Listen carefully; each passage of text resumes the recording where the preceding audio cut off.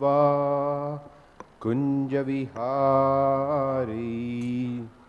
Radha Madhava Kunja Vihari Jaya Radha Madhava Kunja Vihari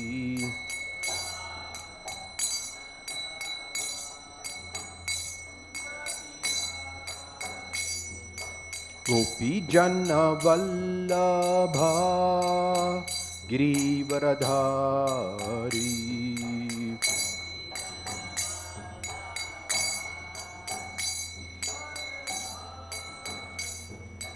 Gopi Jana Vallabha Girivaradhari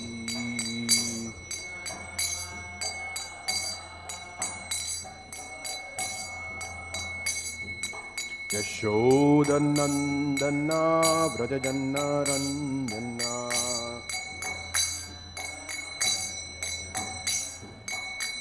Yashodanandana Vrajajana Ranjana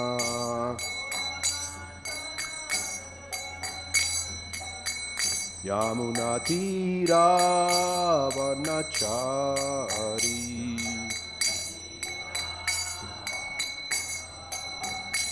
Yamunatira Vanachari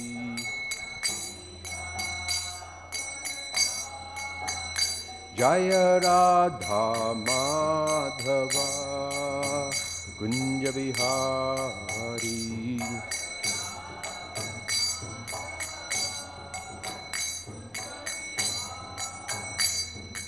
Gopi Jana Vallabha Girivaradhari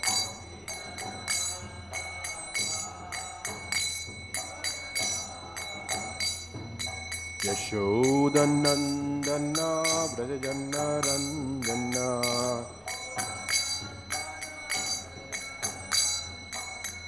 Yamunatira Vanachari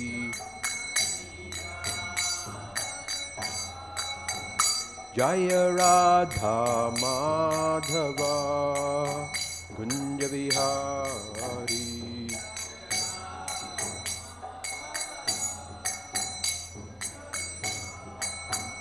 Jaya Radha Madhava Kunja Vihari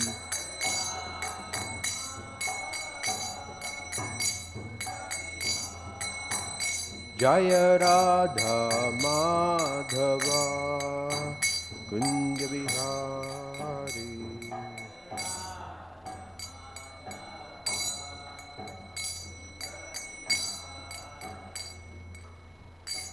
Jai Om Vishnupad Paramahamsa Parivrajaka Ashtotara Shata Shishimad His Divine Grace A.C. Bhaktivedanta Swami Srila Prabhupada Ki Jai ISKCON BBT Samstapaka Acharya His Divine Grace A.C. Bhaktivedanta Swami Srila Prabhupada Ki Jai Srimad Bhagavatam Ki Jai All glories to the assembled devotees, all glories to the assembled devotees, all glories to the assembled devotees, all glories, all glories, all glories to Sri Guru and Gauranga, all glories to Srila Prabhupada.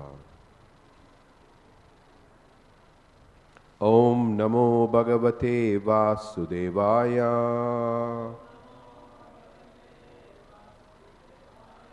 Om Namo Bhagavate Vasudevaya. Om Namo Bhagavate Vasudevaya.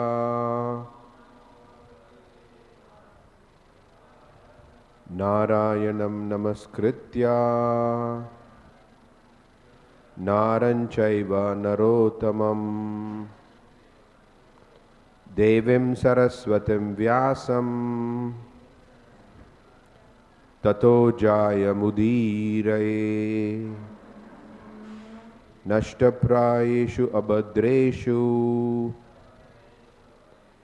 Nityam Bhagavata Sevaya Bhagavati Uttama Shloke bhaktir bhavati naishtiki. So this morning we're reading from Srimad Bhagavatam, Canto 3, Chapter 19, in the matter of the killing of the demon Hiraṇyākṣa, text 31. Maitreya uvāca evam hiraṇyākṣam asahya-vikramam sādayitvā harir ādi-sūkaraḥ jagāma lokaṁ svam akhaṇḍitotsavaṁ samīḍitaḥ puṣkara-viṣṭarādibhiḥ.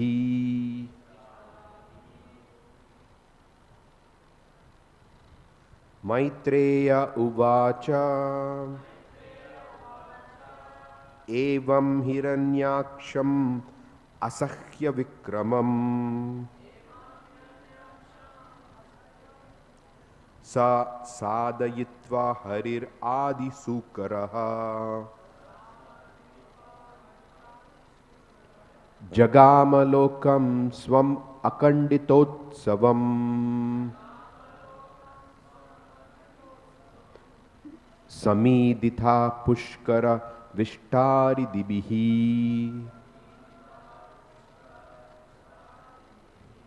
Maitreya uvāca evam hiraṇyākṣam asahya-vikramam sādayitvā harir ādi-sūkaraḥ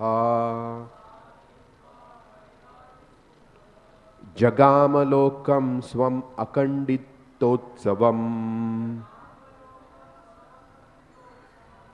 samīḍitaḥ puṣkara-viṣṭarādibhiḥ. Maitreya uvāca evam hiraṇyākṣam asahya-vikramam sādayitvā harir ādi-sūkaraḥ jagāma lokaṁ svam akhaṇḍitotsavaṁ samīḍitaḥ puṣkara-viṣṭarādibhiḥ.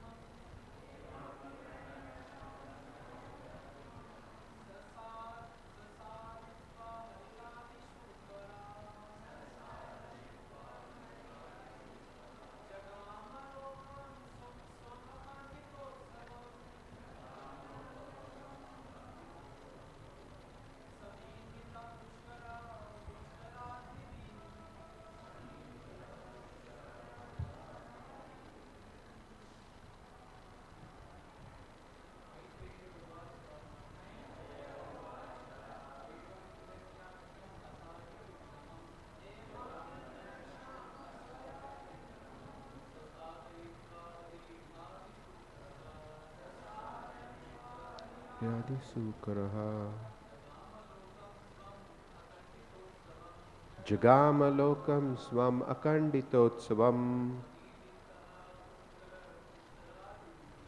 samīḍitaḥ puṣkara-viṣṭarādibhiḥ. Ladies, Maitreya uvāca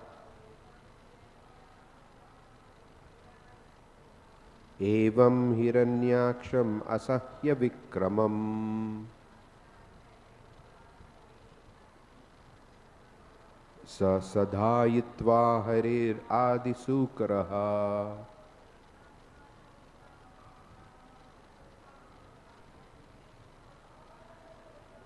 jagāma lokaṁ svam akhaṇḍitotsavaṁ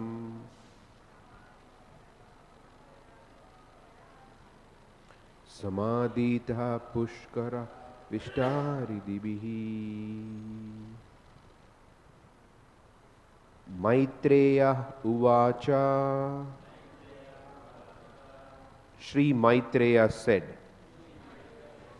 evam, thus, hiraṇyākṣam, Hiraṇyākṣa, asahya-vikramam, very powerful, saha, the Lord, sādayitvā, after killing, harir, the Supreme Personality of Godhead,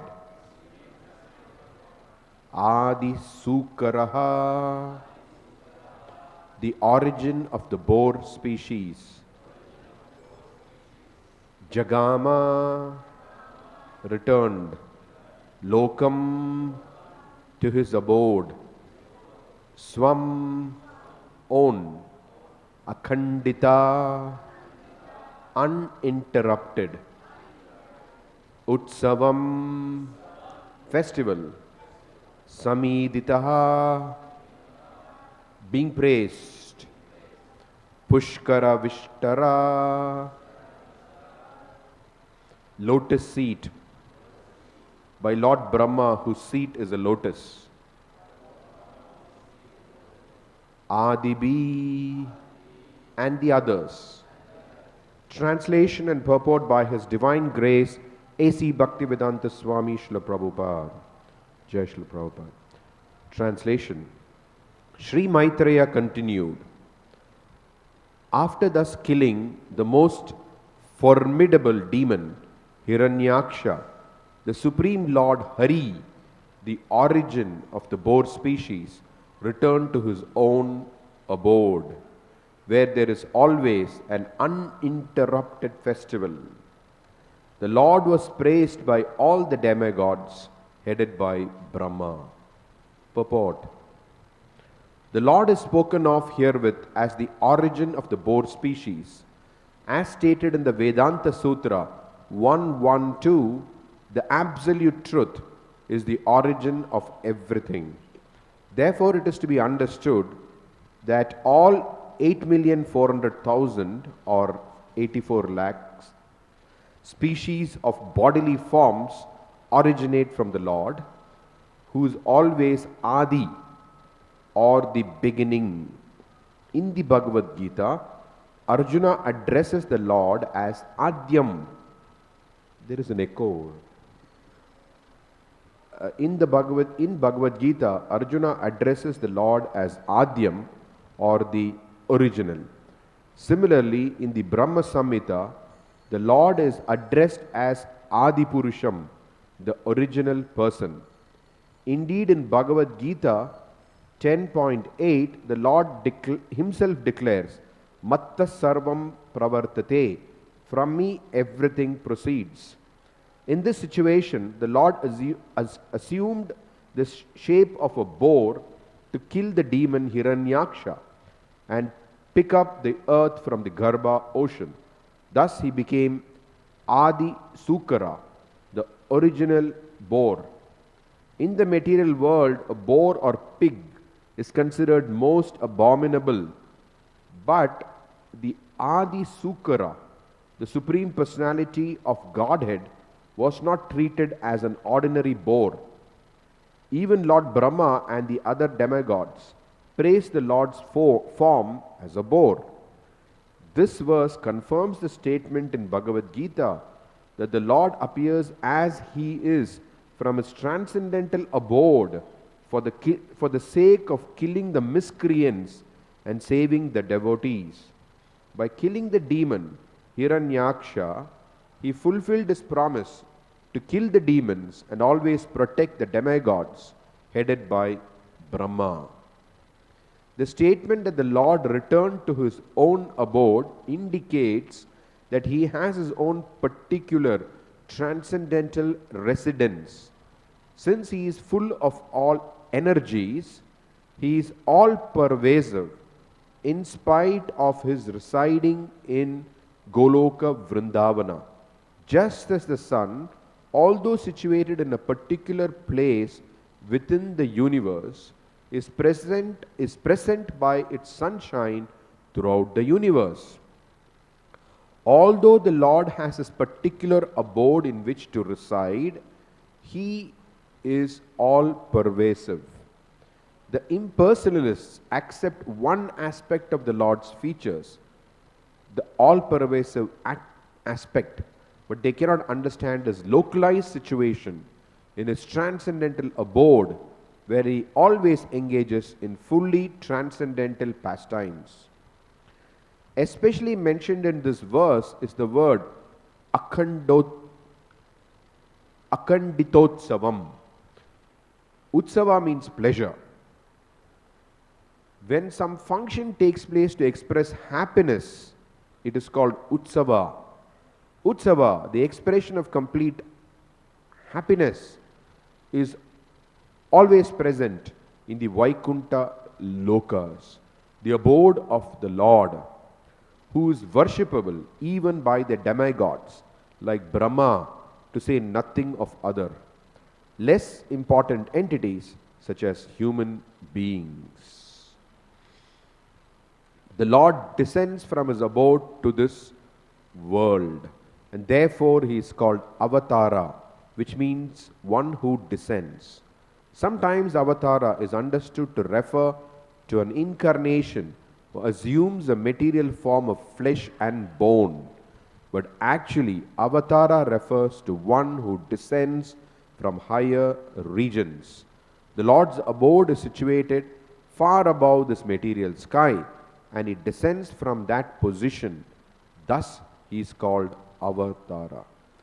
Thus ends the Bhaktivedanta purport to Canto 3, Chapter 19, in the matter of the killing of the demon Hiraṇyākṣa, text 31.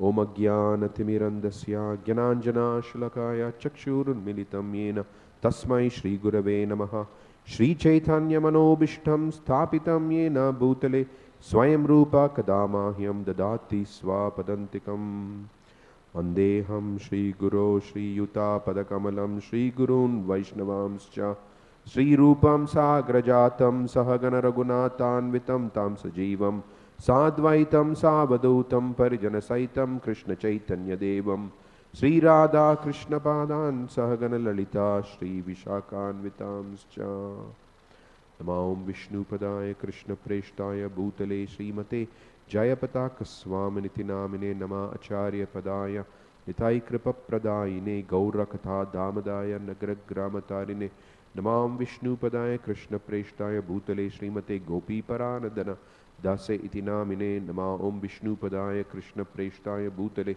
Srimate Bhakti Vedanta Swaminiti namine Namaste Sarasvate Deve Gauravani Pracharine Nirvishesha Shunyavadi Pasyatya Deshatarine Vanchakalpatarubhyascha Kripa Sindhubhya Evacha Patidanam Bhavanebhyo Vaishnavebhyo Namo Namaha Jaya Sri Krishna Chaitanya Prabhu Nityananda Shri Advaita Gadadhara Shrivasadi Gaura Bhakta Vrinda Hare Krishna Krishna Krishna Hare Hare Hare Rama Rama Rama Hare Hare Mukam Karoti Vachalam Phangum Langayate Girim Yatkripatamaham Bande Shri Gurudintaranam Yatkripatamaham Bande Paramananda Madhavam Shri Chaitanya Ishwaram Katanchana Smrite Yasmin Dushkaram Sukaram Bhavet Vismrite Viparitam Syat Shri Chaitanyam Namamitam.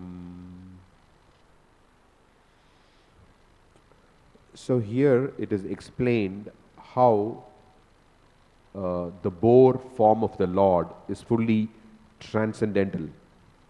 It is no comparison to the ordinary boar or the pig in the material world. Srila Bhaktisiddhanta Saraswati Thakur, in his explanation with the professor, it's there, you can read it in his biography called The Ray of Vishnu. So there he mentions that the 10 incarnations which Jayadeva Goswami lists refers to the souls evolution through different bodies. In the 8,400,000 species, there is a certain evolution.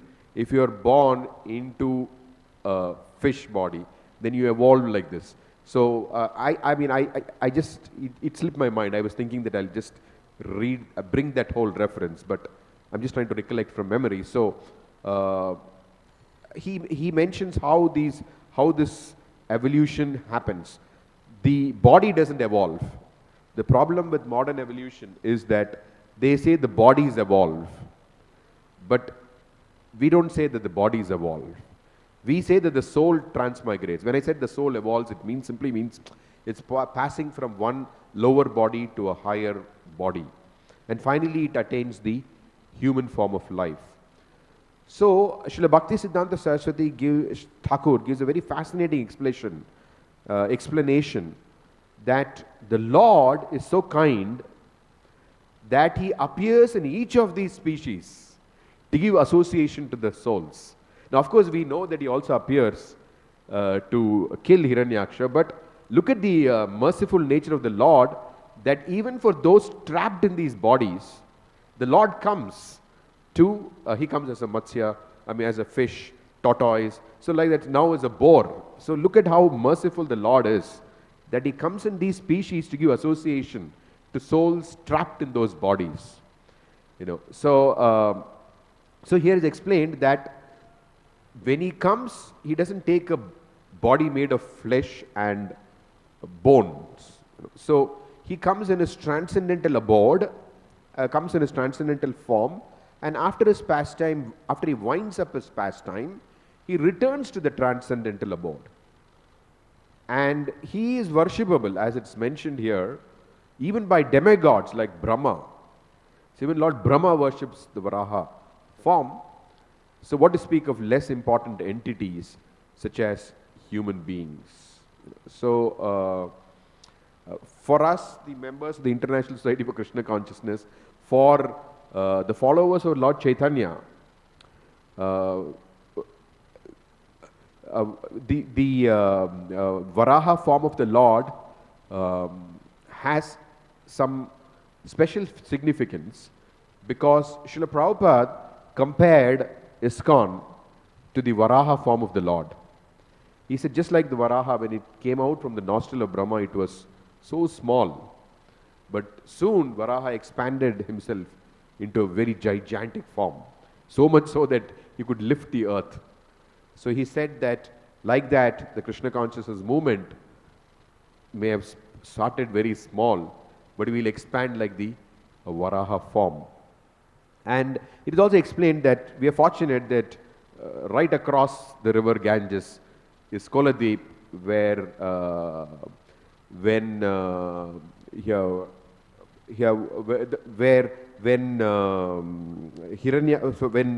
Varaha appeared, one foot of his touched the Koladweep island, and that's where you have the Devananda Gaudiya Mutt. You have the temple of a temple where there is, what is the deity's name? There is Varaha deity there also. In that Koladweep, a temple called Devananda Gaudiya Mutt. It is the ashram of Keshav Maharaj, who gave Srila Prabhupada sannyas.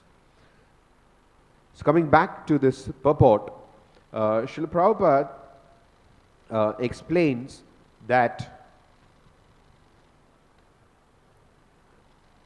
especially mentioned in this verse, he says, is the word, which means that this stands out, is the word akhaṇḍitotsavaṁ. Utsava means pleasure. Whenever some function takes place to express happiness, it is called utsava. Utsava, the expression of complete happiness, is always present in the Vaikuntha lokas, the abode of the Lord, who is worshipable even by demigods like Brahma, to say nothing of other less important entities such as human beings. So this is the nature of Vaikuntha lokas. Akhaṇḍitotsavam. What is the mission of the Acharyas? What is the mission of His Divine Grace A.C. Bhaktivedanta Swami Srila Prabhupada. Of course, you could say many things when you list his mission, but one important aspect of the mission of the Acharyas and His Divine Grace A.C. Bhaktivedanta Swami Srila Prabhupada is to transform this hellish-like material world into Vaikuntha. So he said his temples across the world are like Vaikuntha. So what does it mean? It's explained here that which means a place where there is constant utsava or festivals of happiness. So our festival of happiness begins at 4 a.m. or 4:30 a.m. I mean, it depends on where you look at it. Here in Mayapur it is 4:10 a.m. rather, the Prabhupada Samadhi. So our festival begins in the Brahma Muhurta, and it continues all the way till 8:30 at night. So we sing, we dance, and there are so many elements of this festival. Utsava. Utsaha is also, Prabhupada said Utsaha is the most important element, quoting Rupa Goswami, in the practice of pure devotional service. So we participate in these Utsava with Utsaha.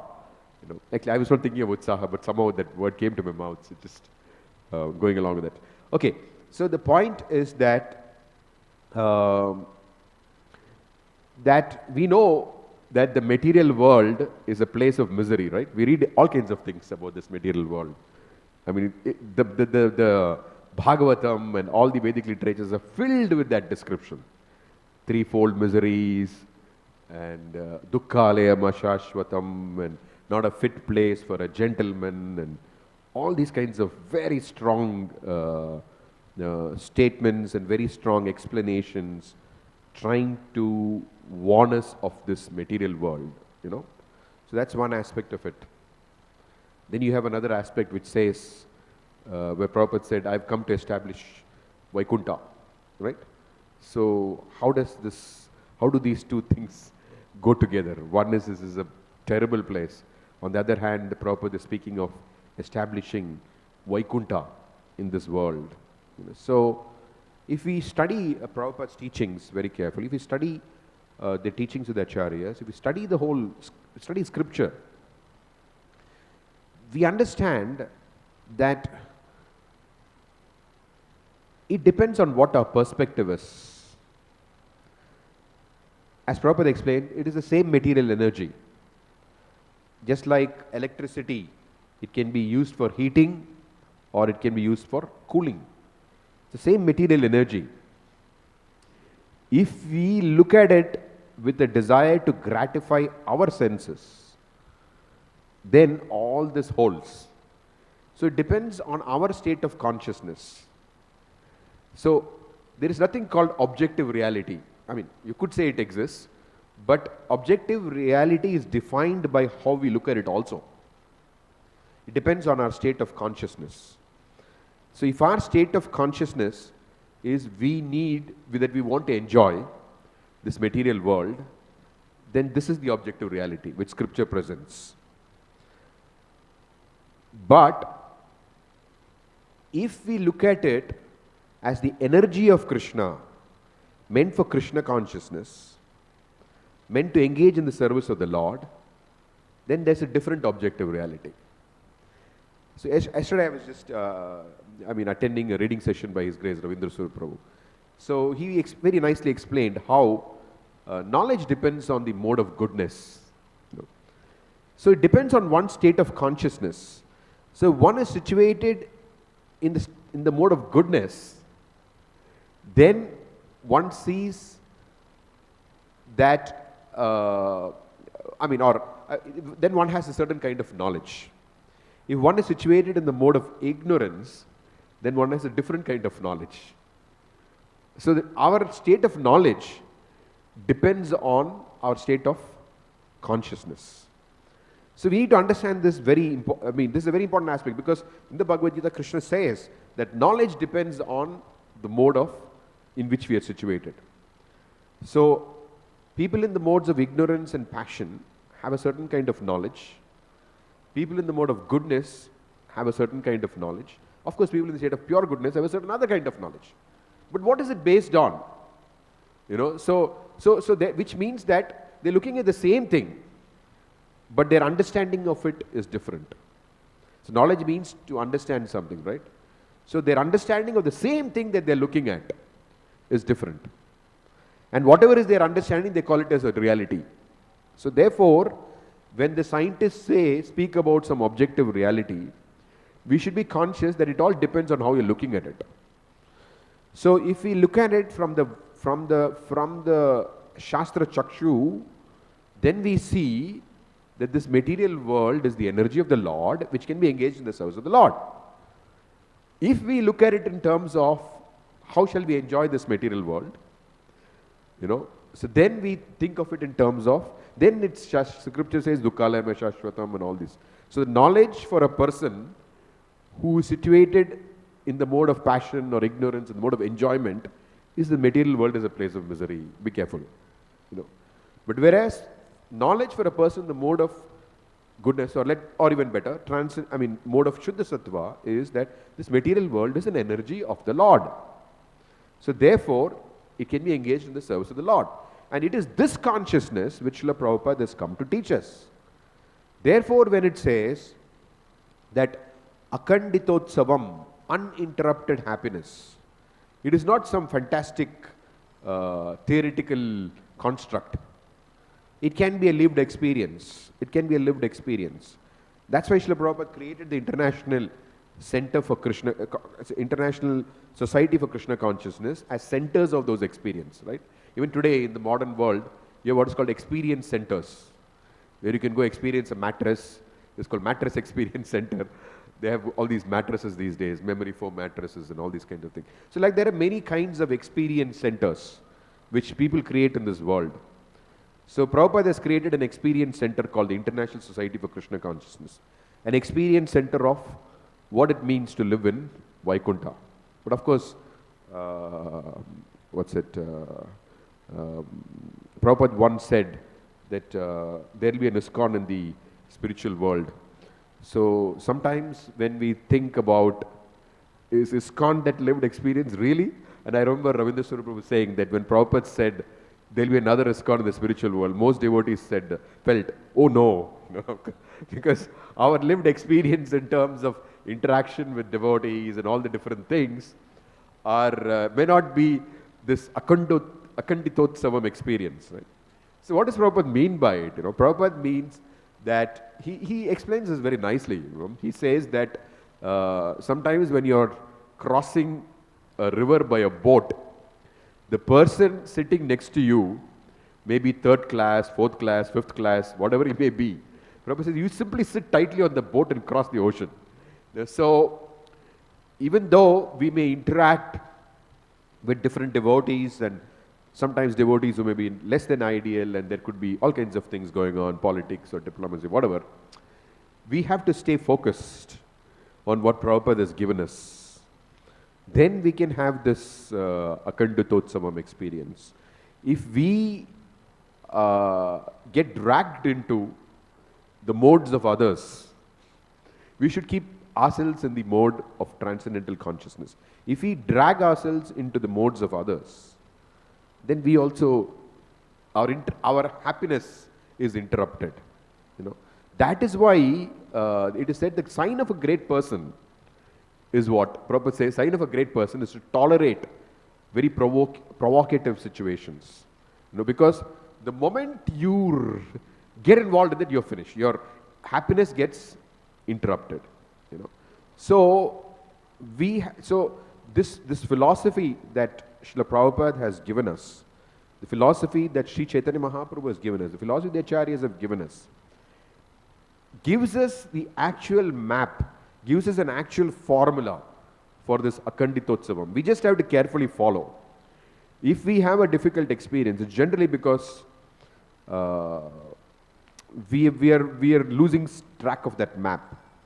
So Sarvabhauma Bhattacharya says that Lord Chaitanya Mahaprabhu came to give us three things. Three things. And we need to remember that all these three things are essential for this akhaṇḍitotsavam experience.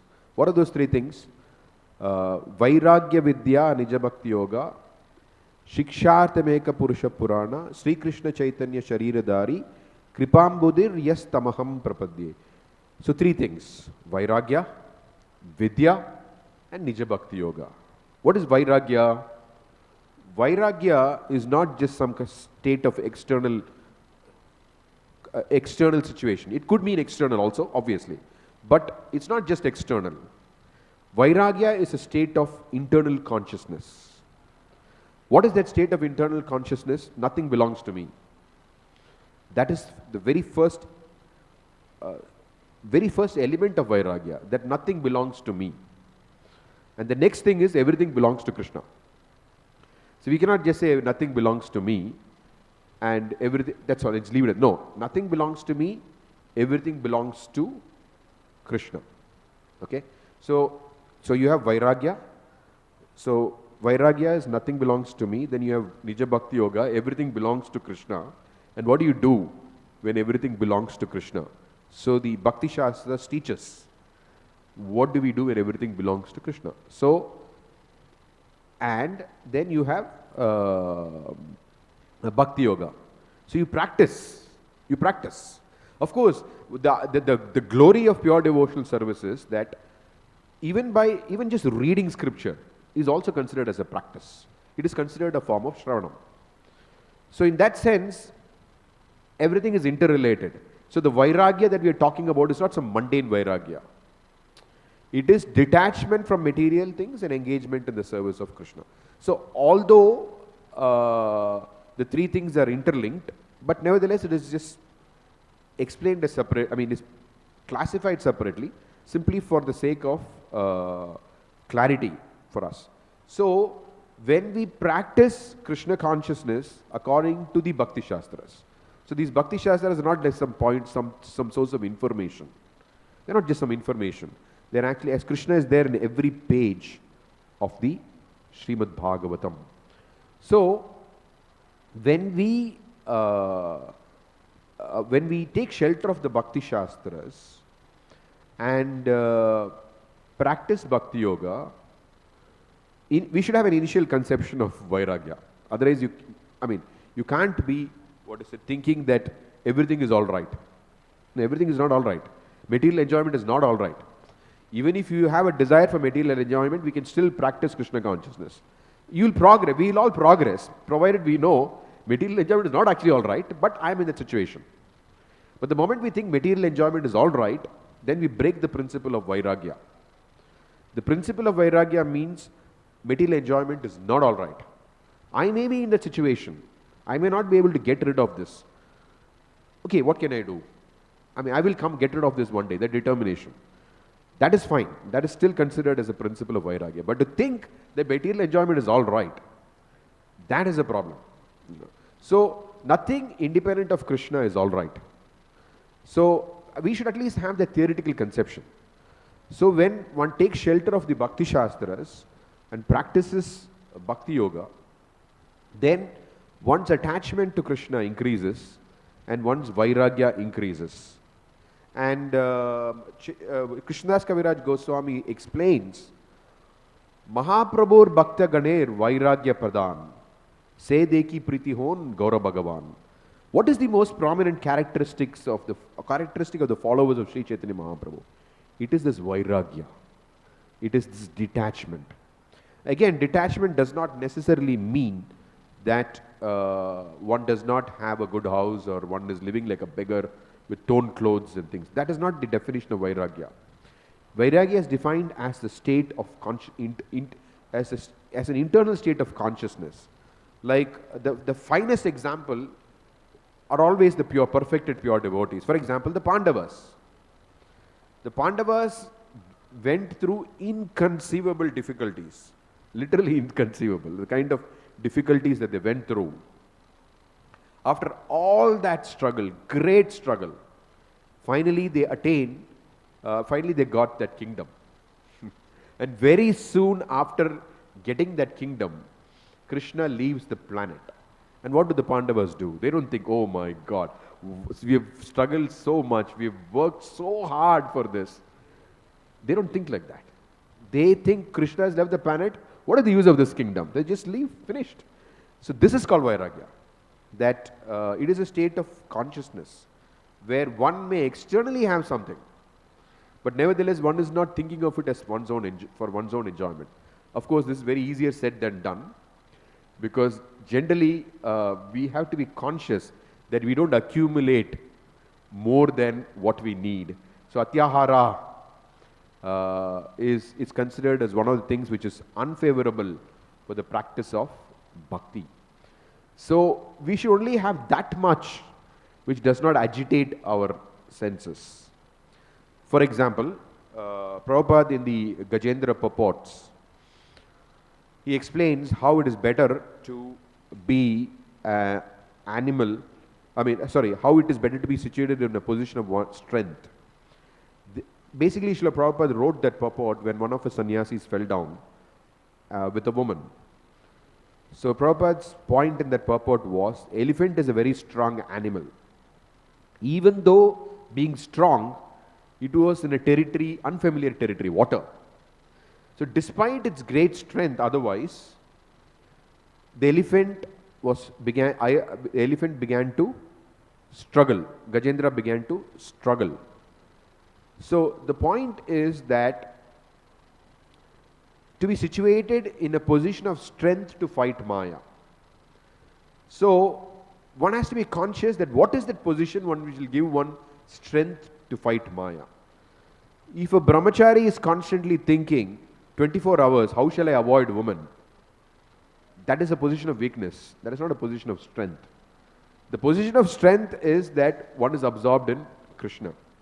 So if one is struggling with 24 hours, try to avoid something rather than be positively engaged, that means obviously that person needs to get married, for sure. So that one remains in a position of strength where one is not trying to avoid something constantly. So this is the principle of Vairagya, that it's different for different people. It's different for different people. But the essential principle is that one should be situated in a position of strength to fight Maya. The purpose of marriage is not sense gratification. The purpose of marriage is to fight Maya together with great strength. So like that, every aspect of life and Krishna consciousness is meant to situate ourselves in a position to fight Maya. I mean, how does one fight Maya? Without enthusiasm, one cannot fight. One cannot fight. So Rupa Goswami explains that enthusiasm is the most important principle of Krishna consciousness. And Srila Prabhupada is the most important principle in Krishna consciousness. And Srila Prabhupada has given us a formula. We just need to follow the formula. We don't have to think that we need to do something now, new. You know, it's not that I've been attending Mangalarti, I've been doing this, I've been doing that. Is there something else I can do? Can it be something esoteric or something, out of the world? There's nothing. This itself is out of the world. You know, it's simply because we have not experienced it. Therefore, we think that we need something else. The moment somebody thinks that they need something else, that means they're not experienced what they've already got. And those who are absorbed in what they already got know that I need more of this. I need more of this. You know, so that is the very nature of Krishna consciousness, that one feels satisfied. Yayatma supradise, and one wants to dive deeper into it. One wants to dive deeper into it. Like Rupa Goswami says, how I wish I had millions of tongues, millions of ears to chant the holy name and hear the holy names. So like that, what we've got is already perfect. We don't have to we don't have to look for something new, don't have to find some other solution. We've got the best process, best solution, best obstacle destroyer, everything we've got. It's all just there in the chanting of the holy names and the practice of Bhakti Yoga, which Srila Prabhupada has explained very nicely. And it's so easy. Actually, sometimes devotees these days, it's common that they transmit WhatsApp messages about different aspects of Krishna consciousness. But what I've always noticed is that sometimes there are clips from Prabhupada's God Brothers, different things, it just keeps coming. right? Sometimes I read them, sometimes I don't. But whenever I read them, it has always struck me the way Prabhupada has presented Krishna consciousness is so simple, it's so potent. Nobody has presented it like that. I mean, of course, I'm not undermining anyone else's presentation, but this simplicity, as Krishnadas Kaviraj Goswami says, eloquence is truth defined concisely. So the way Prabhupada defines things, eloquent, that clarity, that potency, I mean, I haven't come across. So anyway, the point is that when we come to the Bhagavatam class, we should be conscious of what it's doing to us. It is putting us directly in touch with Krishna. Putting us directly in touch with Krishna, and everybody in the audience will experience it to a different extent, depending on their on the level on which they are situated. It depends on their level of consciousness. But everybody can get something. That experience of Krishna and Krishna's devotees, Krishna's planet, Krishna's paraphernalia. The Bhagavatam is filled with that description. And there can be, and this is our scripture. What can be a greater festival than to constantly get to hear the Bhagavatam? There is so much rasa in this scripture. The scripture is the king of all rasas. So we are very fortunate that day after day, and we are able to experience this rasa. Right now we are experiencing the rasa of how Varahadeva appeared and killed Hiraṇyākṣa. So as Vaisheshika Prabhu says, let's keep the transcendental vibration going. Thank you. So if there are any questions or comments. Yes, Vijay.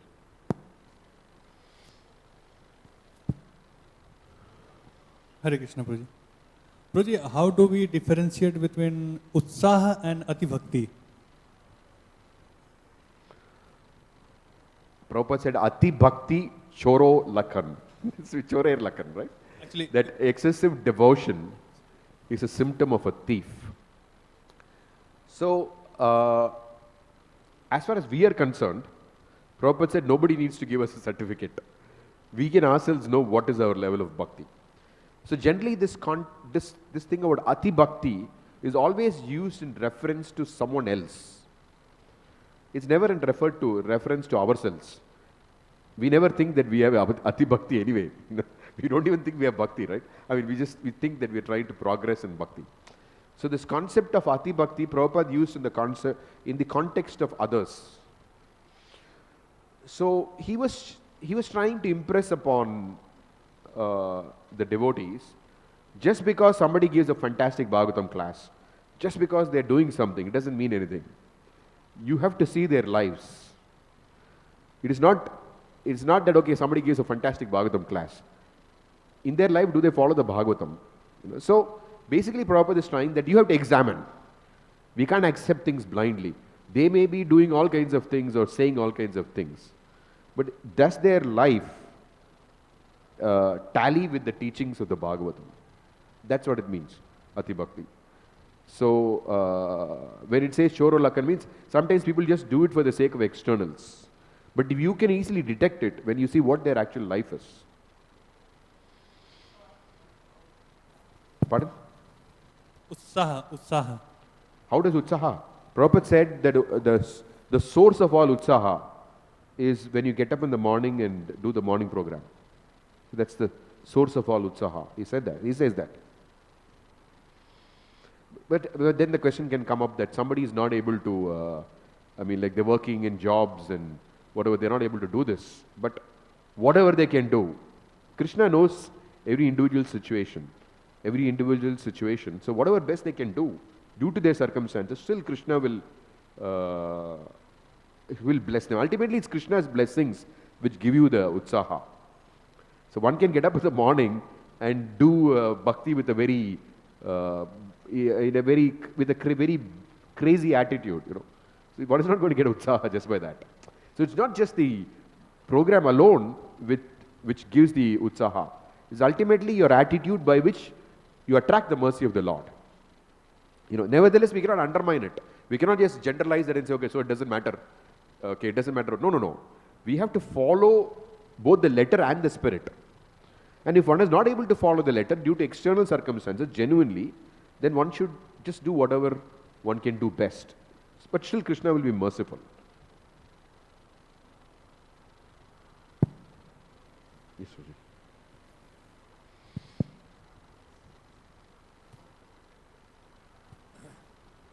Here's an experience that I had in my devotional life. This was Niranjana Das Brahmachari, now Niranjana Swami, took me on book distribution for the first time. And it was like a wonderful experience. It was so blissful. And then that was on Saturday night. And then on Sunday, we were trained as new bhaktas to eat up to here. Okay, eat a lot. So then Brigupati, who's still doing book distribution, he's a Prabhupada disciple, he's in Los Angeles. And he took me out for my second day, which was on Monday. And I go out there, I just like, oh. I didn't feel very enlivened. I didn't have much utsaha. So, and I said, Brigupati, I don't feel like going out. And then he told me a pastime that he had in the Radha Damodar bus party. He said he was in a similar situation, and he revealed his mind to Vishnujan Swami. And Vishnujan Swami taught him something that stayed with him, still with him, for the rest of his life. And that was that you may not feel enthusiastic, but you remember what it's like when you are enthusiastic, but if you act like you're enthusiastic, then Krishna will see that you're trying, and he'll make you enthusiastic. So I did it, and it worked. And this is something I did for years and years when I was Sankirtan leader, so many temples, and national Sankirtan leader. I gave that little hint to everybody, and it really works. So thank you. That's a very, very important anecdote that you brought up today. I agree with you that, I feel enlightened by hearing this. I was just going to say, before you said this, what you said actually matches what I was thinking, that if one is feeling life is difficult, one has to just go out and give a book. That's it. And then immediately there is a burst of enthusiasm, whatever it is. Because Mangalarti is defined by time, but book distribution is not defined by time. If one just goes out with the sense that I have to do it because Prabhupada wanted me to do it, then one gets that burst of enthusiasm. Thank you. Yes.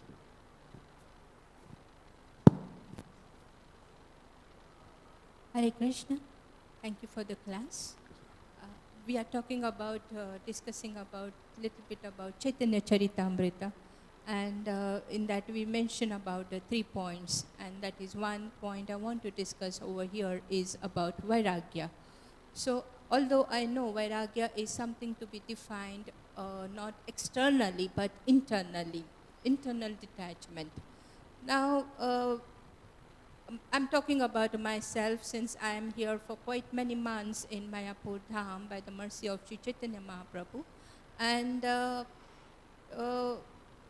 family stresses that you are a computer engineer, you should be doing AI, and you should be taking up the jobs in the MNC. What are you doing over there? But the soul which is entrapped into the woman's body is also so much into Vairagya, and it's not ready to listen to the voice which is falling on the ears. So in such state of mind, what should be done? We have only one family called Prabhupada's family. So that's our eternal identity. So everything should be based on that identity. I'm just giving a general principle. So when you say Prabhupada's family, it means that not just you, but it means an assembly of Vaishnavas who are superior to us, who are equal to us, who are junior to us. So just like when we do things when we want to do something challenging or difficult in life, we always consult people expert in that field to be able to do it, that you know. So similarly, Krishna consciousness is the most challenging thing. It may be simple, but we just can't figure it out all on our own. Okay, we read Prabhupada's books, but we still always need the presence of expert, with the help of expert guidance. So if we are in the association of devotees, we get that, and then we progress. Yeah. Hare Krishna Prabhuji, thank you for the nice class. I was just trying to understand when you said people in different modes have different level of knowledge, but we also know from 15:15 that the super soul is the source of knowledge. Yes. So is it that the super soul will inspire the jiva based on the level of the modes? Yes. And so when they want to rise up, then... Yes. Yes. Perfectly said. Yes.